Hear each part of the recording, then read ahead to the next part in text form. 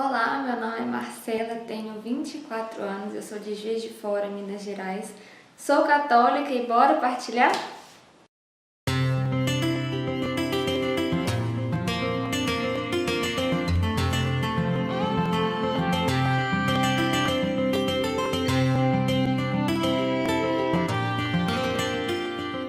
Eu sempre fui católica, eu tive a graça de nascer num ambiente católico, a minha família estruturada, e minha mãe foi minha primeira catequista, então desde criança assim eu tenho muito acesso às coisas espirituais, às coisas de Deus. Eu também tive a oportunidade de estudar num colégio católico até a minha quarta série, né, que hoje é o quinto ano, onde a gente sempre rezava antes de ir para a escola, para aula, antes de comer. Tinha uma disciplina muito boa para criança, que eu acho que é muito importante. A gente tinha fila para entrar na sala, aquela coisa toda. Aí depois chegou a adolescência e eu comecei a participar de um grupo jovem, só que aconteceram muitos problemas nessa época, porque eu via que as pessoas pregavam uma coisa, mas não viviam aquilo, e aquilo começou a me deixar num grande desconforto, né? Eu tinha meus 12 anos por aí, 13 anos, e aquilo começou a me desanimar muito da igreja, porque eu não via aquela coerência.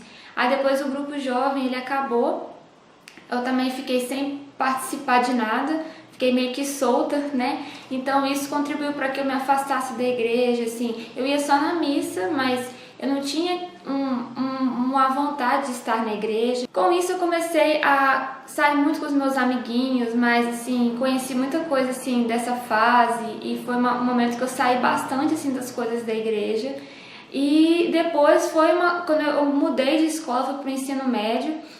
Lá tinha um grupo, uma célula de protestantes, e eles falavam que era aberta a todas as religiões, mas que podia frequentar quem quisesse, e eu comecei a ir, porque era um momento que eu podia ouvir também da palavra de Deus, e aos poucos eles iam incutindo questões protestantes, e eu comecei a ficar muito envolvida com aquele ambiente. E uma coisa que eu via lá, que eles viviam um pouco do que eles falavam.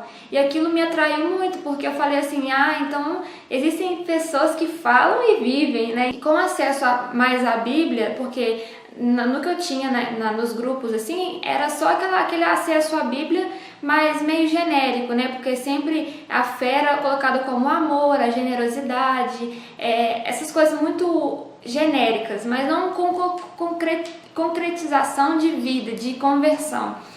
E aí eu, então, fiquei muito puxada pela vida ali deles e quase virei protestante, assim. Eu comecei a frequentar umas igrejas evangélicas, comecei a estudar um pouco a Bíblia, e aí comecei a ver as contradições, principalmente a questão das imagens, aquela coisa toda, e eu fiquei com uma grande revolta da igreja, porque eu achava que a igreja era uma mentirosa, era uma falsa, mas que naquela época foi o alimento que eu recebi, foi o que eu tinha.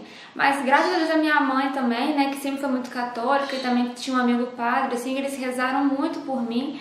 E eu acho que foram as orações deles que me manteram na igreja, porque eu tinha muita sede, eu tinha muitos questionamentos bíblicos e ninguém sabia me responder, e todo mundo falava assim, você não tem que ser biblista, porque isso é coisa de protestante, você tem que aceitar o que está na tradição da igreja.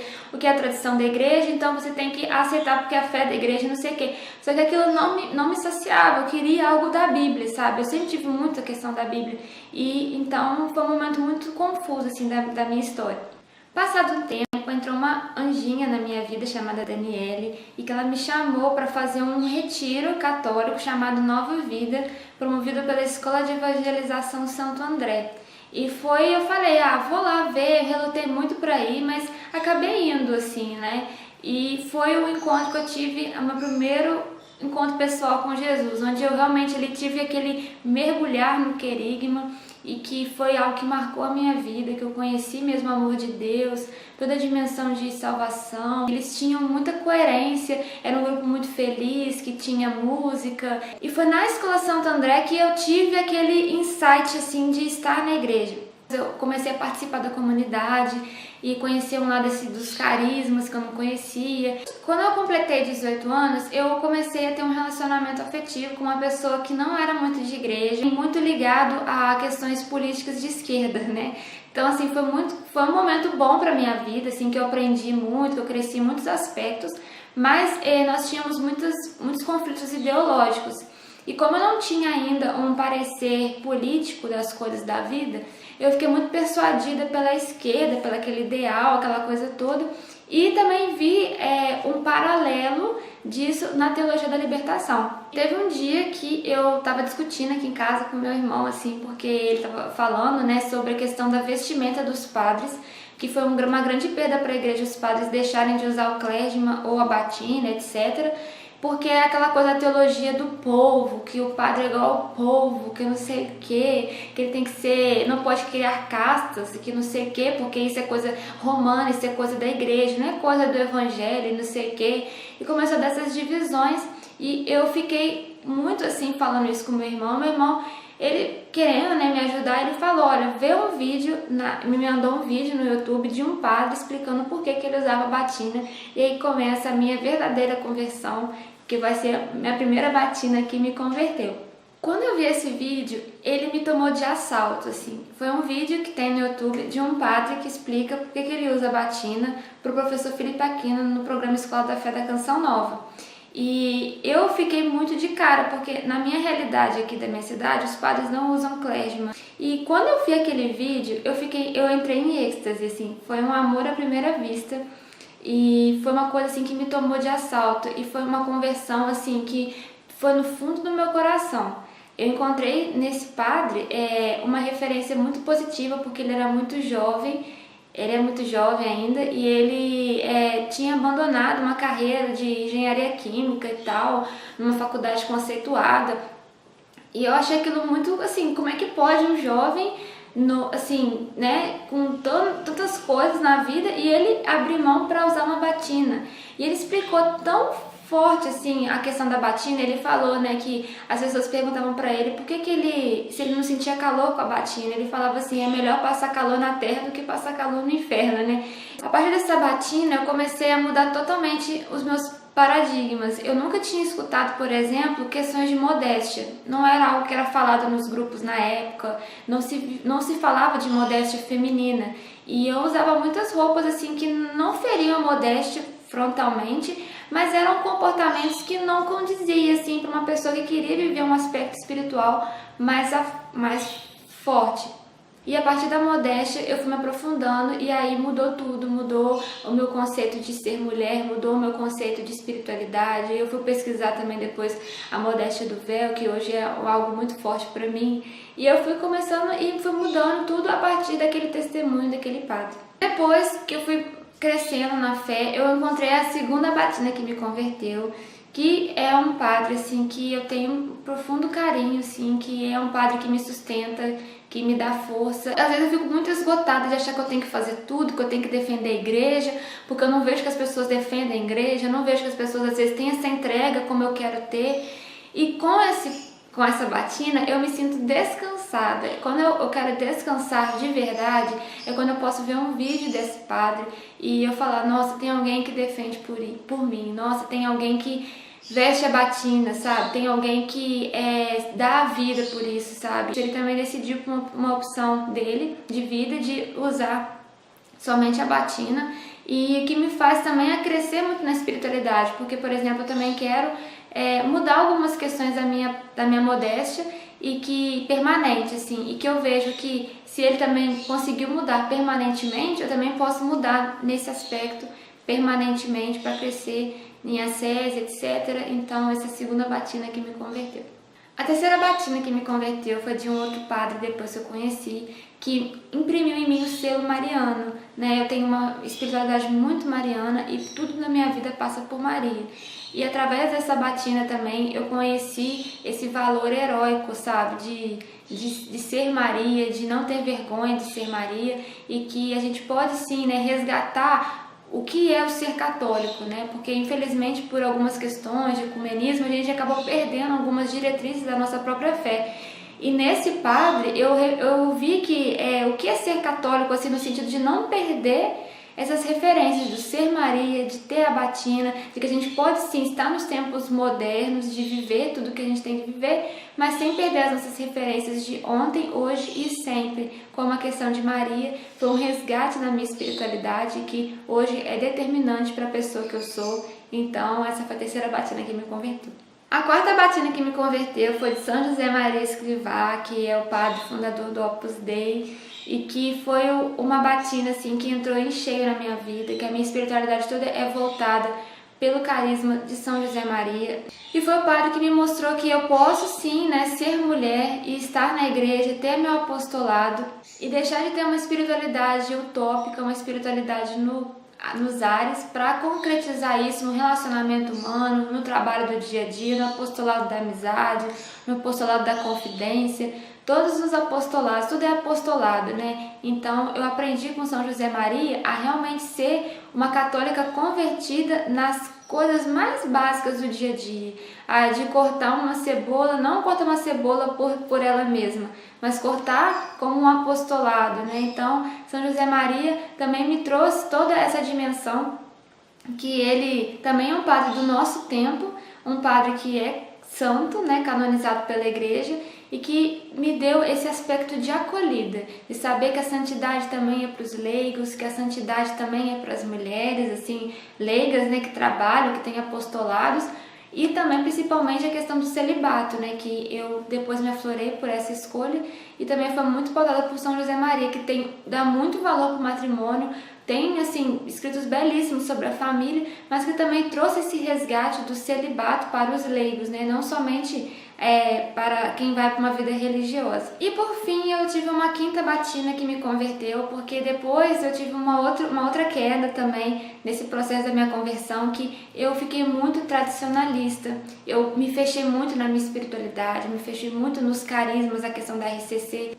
E eu via muitos erros litúrgicos na RCC, eu via muita teologia da libertação, e aquilo me deu um ranço muito grande, que me fez me afastar muito do carisma que eu tinha encontrado a Deus, né? Que era pelas novas comunidades e tal. Mas eu comecei a intelectualizar muito as coisas, do tipo, isso é pra quem precisa, é pra quem precisa do sensível, eu não preciso mais disso, agora eu já tô na razão, aquela coisa toda. E aí eu fiquei um pouco soberba nesse sentido, né? E começou a dividir, né? Por exemplo, se eu quero viver as tradições da igreja, eu tenho que ser tradicionalista, porque uma pessoa da RCC, ela sempre vai querer ser progressista, querer mudar a igreja, vai sambar com a liturgia e vai querer mudar as coisas, como se Bento XVI fosse uma coisa e Papa Francisco fosse outra, né? E não fosse algo que é uma coisa só, mas as pessoas querem dividir como se a igreja católica, ela muda, né? E não, ela é a mesma sempre. Foi que esse ano eu fui num congresso da Renovação Carismática no Carnaval, e eu encontrei com um padre de batina lá no meio do povo. Eu achei aquilo muito curioso, depois eu vim investigar a comunidade que ele era, comecei a frequentar essa comunidade, e eu vi que ser carismático não quer dizer que você não vai ser igreja, que você vai ser teologia da libertação, que você vai sambar com a liturgia, e que nós não podemos ter essa soberba de querer eliminar o sensível da nossa vida, porque os sacramentos são sinais sensíveis também. Então, tudo passa pelos nossos sentidos. Então, o Espírito Santo também passa pelos nossos sentidos. E o carisma, ele tá aí para que Deus quer nos dar. O Espírito Santo quer nos dar os seus carismas, basta a gente se abrir a eles. E o fato de hoje eu estar redescobrindo novamente a questão dos carismas e das novas comunidades, que foi por onde eu encontrei o primeiro amor de Deus, pode também ter a tradição, a liturgia bem vivida. Usar o véu, usar o clésma, usar a batina, usar o latim, porque tudo isso é ser católico e não de uma geração e não de uma forma de ver a igreja. Tudo, ser católico é ser universal. Então é isso, esse foi o meu Bora Partilhar. Espero que vocês tenham gostado. Hoje eu sou muito feliz com tudo que Deus fez na minha vida, de todos os processos que eu cresci dentro da fé católica, e principalmente eu posso me identificar como católica, apostólica, romana, beneditina, mariana e carismática. Sou tudo isso ao mesmo tempo, e ser católico é ser universal, né? Não é ter um aspecto aqui, um aspecto lá, mas é viver a tradição no Espírito Santo, porque o Espírito Santo não faz coisas novas, mas faz novas todas as coisas. Espero que vocês tenham gostado. Se quiser conhecer mais do meu trabalho de apostolado, eu tenho lá o canal Caritas in Veritate. Se inscreva lá, conheça, para também a gente partilhar lá sobre as questões da catequese da nossa fé. Um grande beijo para vocês, graça e paz. Que isso, gente! gente, Marcela Cameiro, acho que eu não vou partilhar. Caraca, eu tô muito feliz. Eu amei o testemunho do Marcelo, eu acho que você amou também. Pra quem não sabe, eu acho muito difícil você não saber disso. A Marcela tem um canal aqui no YouTube, que é o Caritas in Veritate. Eu já falei dele algumas vezes. E é excelente, ela realmente defende a fé e dá todos os estudos doutrinários que a gente precisa. É outro nível, né, gente? Vamos, convenhamos, é outro nível. Tô muito feliz, achei muito interessante o fato da mãe dela ser catequista. O questionamento que tantos de nós, todo mundo tem sobre quem realmente deseja encontrar a verdade, tem esse questionamento. Pô, mas a pessoa prega uma coisa e não vive. E graças a Deus... tipo assim, essa revolta ou essa intriga não foi determinante, assim, não foi a última palavra na vida dela, porque seria um grande desperdício para nós, né? Então, caraca, eu tô muito feliz e achei interessante também. Eu tô fazendo uma partilha em cima da partilha, né? Mas, porque assim, quando ela teve uma experiência dela com Deus, mas a segunda conversão, a grande metanoia, foi através de um vídeo no YouTube, né? E hoje ela também evangeliza e é instrumento de Deus através do YouTube. Então, assim, como que as coisas são, sabe? Então, é incrível, Deus, Ele sempre nos surpreende e vai muito mais além. Amei, todos nós amamos.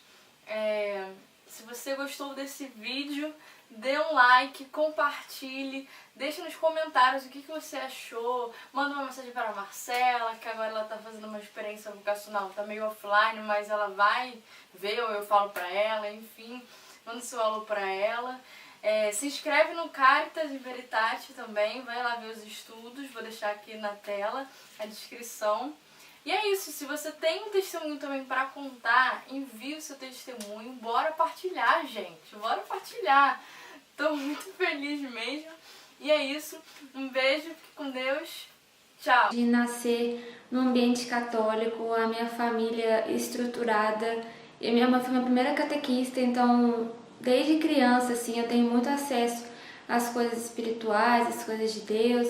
Eu também tive a oportunidade de estudar num colégio católico até a minha quarta série, né, que hoje é o 5º ano, onde a gente sempre rezava antes de ir para a escola, para aula, antes de comer. Tinha uma disciplina muito boa para criança, que eu acho que é muito importante. A gente tinha fila para entrar na sala, aquela coisa toda. Aí depois chegou a adolescência e eu comecei a participar de um grupo jovem, só que aconteceram muitos problemas nessa época, porque eu via que as pessoas pregavam uma coisa, mas não viviam aquilo, e aquilo começou a me deixar num grande desconforto, né? Eu tinha meus 12 anos, por aí, 13 anos, e aquilo começou a me dizer: olá, meu nome é Marcela, tenho 24 anos, eu sou de Juiz de Fora, Minas Gerais, sou católica e bora partilhar?